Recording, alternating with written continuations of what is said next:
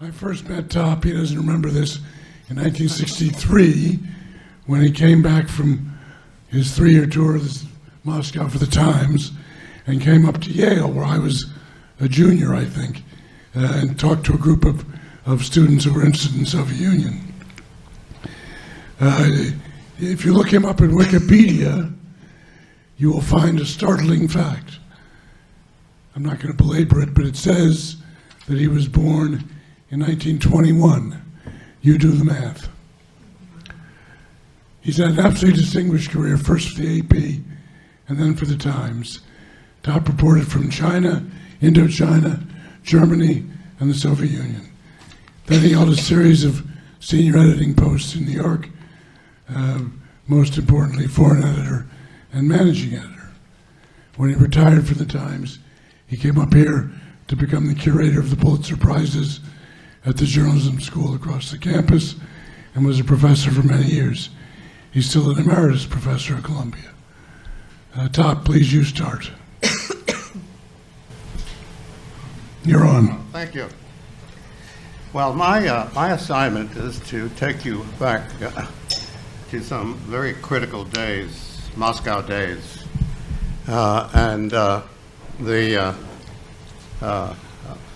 so bear with me as I take you back. Will you believe it? Half a century. More. But who's counting? In reporting for Moscow in the years 1960 to 62, although such information was very hard to come by, and the censorship was very tough, my emphasis was on covering the Cold War and the Kremlin's ideological dispute with Maoist China. I believed at the time that we were at a crossroads of peace or war, and it was critical to provide Americans with as much relative information as possible. In the kind of place that we worked, all of us worked in, that wasn't an easy job. Now, the towering figure, a very familiar one to you, I imagine, in the Kremlin's posting with Washington P. King, the party boss who repeatedly led the Soviet Union actually to the brink of war, and I witnessed that, was, of course, Nikita Khrushchev. I encountered Khrushchev for the first time when I was posted for the AP in Berlin, and he was engaged in isolating and pressuring the Western Allies to evacuate their centers so they could so he could convert a united communist Berlin into a capital dominating Eastern Europe.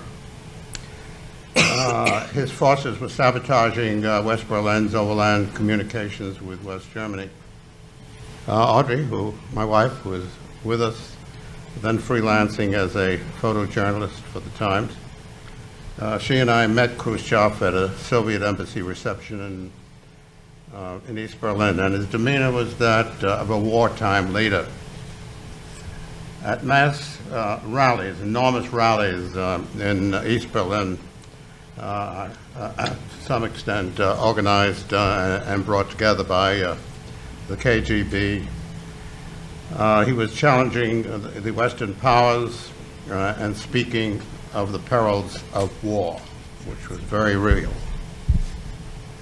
Having observed Khrushchev's reckless tactics in Berlin, I went to Moscow anticipating more of the same, and was not entirely surprised by the succession of political and military crises that ensued. Less than 2 weeks after our arrival in Moscow, one of the most momentous developments in the history of world politics began to unfold. There appeared in Pravda an editorial denouncing unidentified so-called revisionists and sectarians. It was actually the first media shot in the dispute with China. And the income of it, or the outcome of it rather, would alter the entire balance of power in the world. Mao at that time was denouncing Khrushchev's upbraiding of Stalin, whose remains he eventually had removed from the Leninist memorial, and the Russians' policy of so-called peaceful coexistence and attracting developing countries, rather than what Mao was arguing for, militant revolutionary line for subordinating those countries. On November 23rd, I went to the Central Telegraph, which I think many of you will remember very well indeed. And I wrote a story based on a leak which I had obtained from the proceedings of a Congress of communist leaders in Moscow that had been summoned by Khrushchev. The dispatch that I wrote detailed an exchange of the hostile polemics between the Chinese and the pro-Soviet delegations. When I turned my copy over to the censor's office in the Central Telegraph, I doubted very much that he would pass it. All my previous stories about the disguised Soviet attacks on Mao had been blocked by the censor. To my amazement, the carbon copy, you recall what the process was, those of you who were still working under censorship. You may be the only one here, Tom. The carbon copy of my dispatch came back through the censor's green curtain unmarked. It signified that the censor had passed the dispatch, which led the New York Times front page in the morning. And passing it meant that Khrushchev had decided to go public in his basic confrontation with China. And thereafter, the communist world, the communist bloc, was effectively split politically. Now, Khrushchev, at that time, was not deterred by this loss of power to the sect where he was going to abandon his Cuban adventure. And the missile crisis erupted in October 1962. And Moscow was very much a frightened city during the crisis. And you can include the Toppings. I would go to the Central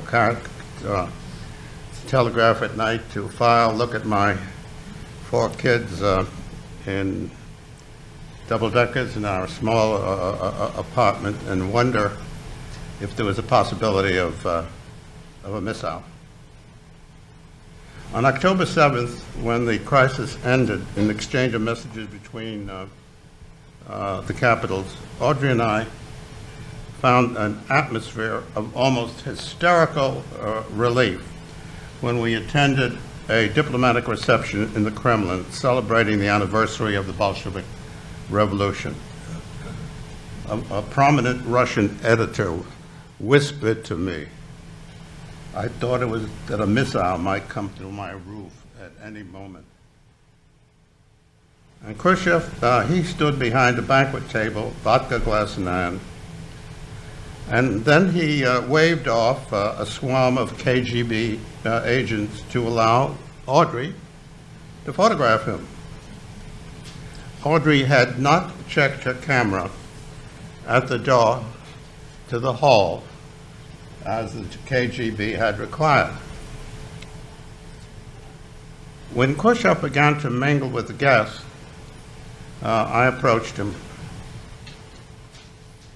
he looked at me and said, "Tension has not completely eased, but our rockets are out of Cuba." And I quote directly, "We were very close, very, very close to a thermonuclear war."